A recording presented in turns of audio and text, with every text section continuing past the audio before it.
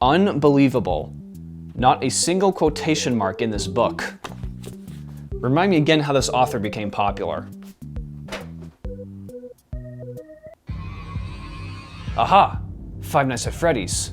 We meet again. I thought I was done with you after I reviewed your Walmart exclusive book. Seriously, I still don't understand why that was a thing. Why are you here? I already reviewed the official FNAF books, and I don't want to do it again. So go away. Oh, don't tell me there's unofficial Five Nights at Freddy's books. I mean, there's probably libraries worth of fanfiction out there, but I can't review them all. Unless there's one in particular.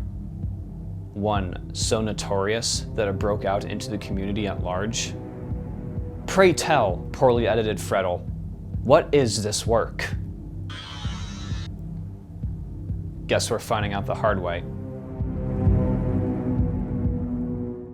The official Five Nights at Freddy's books have been interesting. The novel trilogy provided an ambitious yet suitable story that had its peaks and valleys in terms of quality. The two anthology series that followed were, not good. Some legitimately well-done entries, but overall I dislike the series for what they represent more than anything. You can find my full thoughts in my reviews. And with a fanbase as large as this, you can expect others tried their hand at writing Faz fiction, including me. Hashtag justice for Vanny. Yet while fast fiction isn't really a front and center aspect of this fanbase, I kept hearing about this one work and its reputation, to put it lightly. Something so transcendently awful that it even made its way to a casual poser like me. A piece called The Dreadful Truth. Apparently this is a novel from the Return To Freddy saga, a fanverse creation by one Tyler Ahlström. Man, if there's one thing in FNAF I'm even less familiar with, it's the fanverse. I know there's a shit ton of rip-offs and spin-offs with varying degrees of quality, and that there's a formal initiative spearheaded by Scott Cawthon himself. I also know it's produced its fair share of controversies, and the Return to Freddy's is no exception. The first entry in the saga was named Five Nights at Freddy's 3, and released nearly 3 months before the actual Five Nights at Freddy's 3. Still, some gamers were convinced it was the real deal, and inundated Scott Cawthon with angry emails complaining about its quality. Ahlström added the fan-made tag in the midst of the controversy, but this wasn't good enough for Scott, who contacted him directly and told him to change the name. This is that trope where some crime is committed and it's so awful that it actually awakens an eldritch being from its slumber. Vengeance is mine! You're all ants and I am your destroyer! Thus, it was renamed The Return to Freddy's. And it appears the series has exploded beyond measure, with a whole bunch of entries, lore, spin-offs, proposed projects, cancelled projects. It makes the actual FNAF look grounded. Honestly, I don't even know where to start. So here's to hoping that The Dreadful Truth can serve as my formal handshake with the Return to Freddy saga. And with a work so prolific among the fanbase that it grabbed my attention, there's no way this can be anything totally incomprehensible and embarrassing, right? Right? Often the first paragraph or even the first sentence of a novel can set the stage for what's to come. Expectations can soar or deflate based on the opening words a reader encounters. So, let's see what we've got. On March 25th of 1942, there was a secret Japanese government facility located on the other side of the world called Gilbert Facility. Couple things. Actually, several things. Like why, what, how. Any other interrogatives I'm missing? Firstly, is this supposed to be a story or a summary? It's just a shameless exposition dump out of the gate. Build-up? Atmosphere? Tone? Nope. Fuck you, we're in Japan now. Secondly, that should have been your warning to Control-A-Delete when your FNAF fanverse novel opens in Imperial Japan. Something got lost along the way, folks, and the only way to find it is to de-lobotomize yourself. Thirdly, I hope to God we're not trying to conflate Unit 731 with Five Nights at Freddy's. I mean, really, what's the difference in terms of gravity between injecting POWs with venereal diseases and bombing innocent towns with plague fleas and Freddy Fazbear? That's just one of those classic combinations. Ice cream and apple pie, mushrooms and steak, POWs and venereal diseases. I mean, come on guys, this is basic stuff. Fourthly, what kind of Japanese government center is called the Gilbert Facility? That's not Japanese, that's the cat from Caillou. That's like opening a laboratory in Vietnam and calling it the Eichmann Institute. Like, being culturally diverse is one thing, but no self-respecting Japanese imperialist is gonna name a place the Gilbert anything. Actually, no one anywhere, anytime would name a place the Gilbert anything. My god, that was only the first sentence. So what horrors await at the Gilbert facility? Well, the facility is working on treating patients of a contagious super cancer, and they conclude that, as a countermeasure, they can transfer the patient's souls into robot bodies. You know. Normally, I'd be more appalled by the phrase, contagious super cancer. Except for the fact that I already read about super cancer in an official Five Nights at Freddy's story. But that story came out after The Dreadful Truth, so I guess this book was ahead of its time. Also, how did the Gilbert facility master soul transference before cure for super cancer? I can only assume they were given a grant by some San Francisco tech bro looking to patent immortality. Also, did this dumbass book introduce Remnant before the official games did? What is it with this story and setting the stage for future FNAF lore? I can't tell whom that's a greater indictment on. So then the owner of the Gilbert facility, named Gilbert, makes a deathbed request for his soul to be transferred into a machine called the Machine. I see we're going for the Ben Garrison method of naming things. But these scientific advancements catch the attention of a dangerous man back in America, one whose name sparks terror in all those who hear it. Allison. Okay, what is it with this writer and his naming conventions? They're so absurdly out of place that they just make you think of other things. That's not a real name, that's the fake name from The Dictator. What is your name? Allison Burgers. Allison, apparently, is the head boss of the Mafia drug gang. Jesus Christ, we're about as authentically Italian as Olive Garden. And his choice of attire is a red trench coat, blue jeans, and a white fedora. I don't get it. Is he a rocket pop? Guys, we're barely on page 2. I can't keep going like this. Let's switch to broader strokes. So if you couldn't tell from a glance, this isn't really a novel, despite being labeled as such. It's more an extended short story, or a novelette if you're feeling fancy. It's also not written like any of those things. It's closer to one of those lore documents that people write about their OCs. But then there's like actual scenes with dialogue and pacing, so really it just reads like a child recounting a meme video he saw 10 minutes ago. But then a zombie fell out of the crate on top of the chicken, and Jason Momoa screamed like a girl, and Jack Black said, "Chicken jockey!" and everyone clapped. So Allison raids the Gilbert facility and takes an experimental serum with side effects such as itchy throat, lightheaded, 90% immortality, and loss of sperm. Sounds about typical for Ozempic. And apparently in this alternate universe, Allison is the founder of Fazbear Inc., which is actually a front for funding his gang activities, which also hosts a basement full of torture suits that are fueled by the blood and organs of their victims. Meh, still a better story than Security Breach. From what I understand, Tyler Ahlström was 16 when he released The Dreadful Truth via his Twitter account, which appears to have been nuked. So it feels weird critiquing this because while he wasn't really a child back then, he was still young and inexperienced and probably didn't have much of a problem with putting out this unedited, hastily composited work for the general public. Still, some of these spelling errors are too hilarious to ignore. Yeah, tell me more about the horror of seeing a room full of meat clevers. It's important that we all absorb these Vidal instructions. Get an earful of how eerie this room is. And what, pray tell, is a werewolf? Does it turn into a warehouse on the full moon? I'm trying, folks, I really am. Allison spends the first chunk of the story tormenting his employees, the two main ones being Vincent and Groan? I want to groan just reading this book. Groan hallucinates some kind of prophecy while in the hospital. He's there because Allison tried killing him and his entire family, which I guess is just another Tuesday for him. But his quest for the prophecy gets him spring-locked in one of the torture suits and he becomes Golden Frankbert or something like that. I don't really know. So by now you're getting the gist of The Dreadful Truth, a bunch of scary episodes orchestrated or indirectly influenced by the now immortal Allison that set up story beats for the Return to Freddy's games. We jump from time period to time period, each holstered by a protagonist who appears and then disappears when their time is done. One of them is named Coneth Kotz.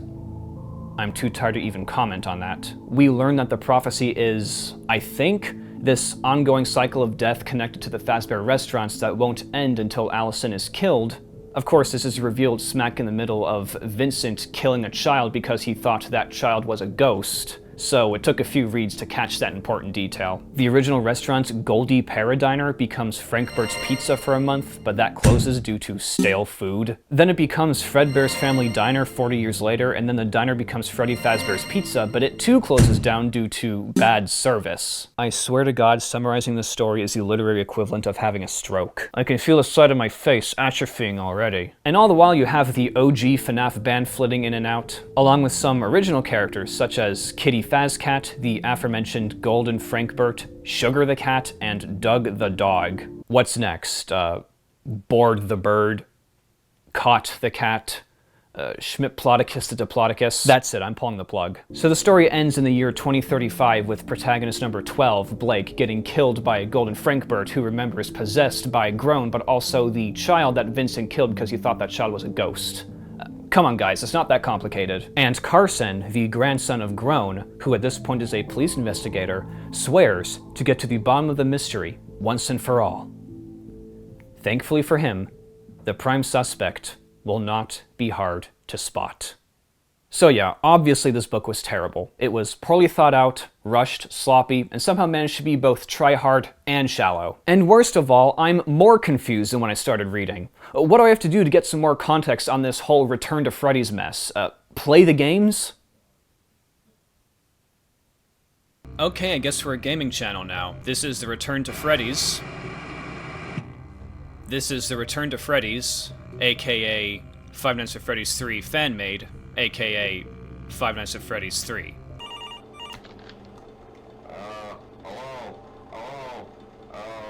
Hey, why are you staying here for years now? Shit, what do I do? Wait, shit, something's happening. What do I do? What do I do? What do I do? What's, am I supposed to do my flashlight? What's going on? Hello?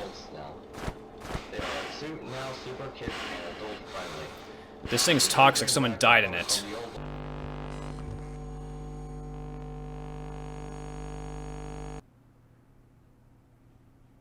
Did I just kill myself? Alright, and here is the Return to Freddy's 2. Freddy's looking a little goofy there. $60 a week! God damn! That's a steal for this economy. Oh, there's the, there's a... Wait, what do I do? Worry about the place that's haunted. Now, that being said... Hello? What do I do about you? Bonnie, she moves quickly but leaves quickly. Okay, so Bonnie's a girl in this game. We're being very progressive here, I guess. It says haunted. Now, that being said, if you're ever trying to find where the people are, they pretty much want to entertain you. You know, they don't want to hurt you. Again, where's the puppet?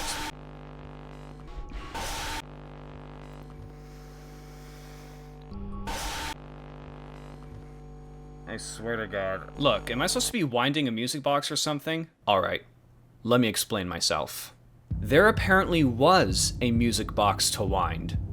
In the show stage. Amid my mad scrambling through the cameras, I completely overlooked it and didn't even realize it was there. I looked up some gameplay footage in the TRTF wiki, and both show the music box appearing in Party Room 2. However, for some reason, the music box never appeared in Party Room 2 for me. Presumably, it was still in the show stage, but I never thought to look there because two different sources claimed it was in Party Room 2. Still, this is no excuse for my buffoonery, so I'm going to spare you the rest of my struggles with a FNAF fan game and move on to the next one. Moving on to the Return to Freddy's 3. A new entertainment is close to opening its doors. Whoa! Do I have all the way... Oh shit, I have 360 vision. Where are my mechanics? Hey Blake, how's it going? You're probably wondering... You are not Tyler. Our friend Phil will be on the phone tomorrow night. Well, tomorrow see you in 2 days, night. Blake. Oh, wait, okay, there's something over there, but like... What do I do? Another one who's just gonna stare at me menacingly. Oh, that's not good. He's right there. Okay, well, I want to lock the doors, but like, I mean, okay, did that work? Did I get him out? No, I did not. I don't even know what the door lock's supposed to... I mean, I assume it's supposed to lock the doors, but like... I'm just gonna stare at you until you kill me.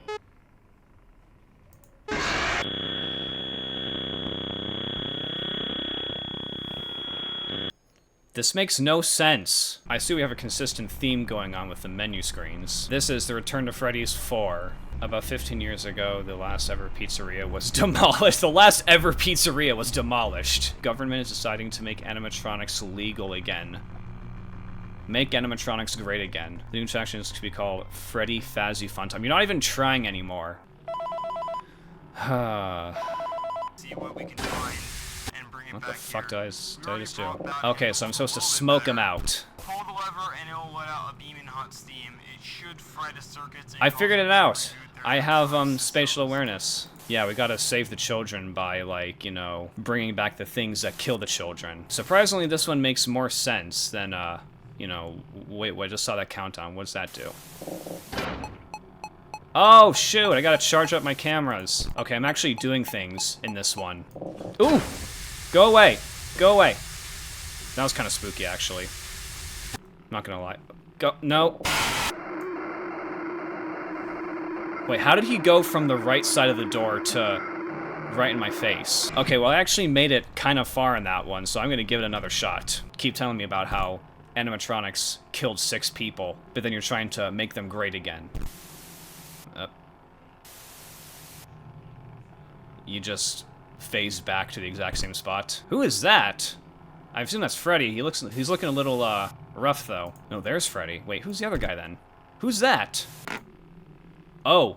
Oh, I didn't even see that. So I gotta put the vent over my face to hide my, self from the big spooky monsters. Ah! Hide! Vent! I thought I could, you know, get the vent. Oh, do I get it? I'm actually getting a death mini game for the first time, I think. Oh, there I am. See, they captured my green eyes and rosy cheeks. Get the balloons. Ugh. Can I play video games, or is that a coffee maker? I can't tell. I'm just gonna kind of, bunny hop my way to the end. Aw. They're in love. You can tell because the, ladybugs are flying up from their faces. Wait, hold on. I remember this. That's, one of the ghost kids had a fedora on. Is Tyler Ahlström that guy from that meme with the, fedora trick?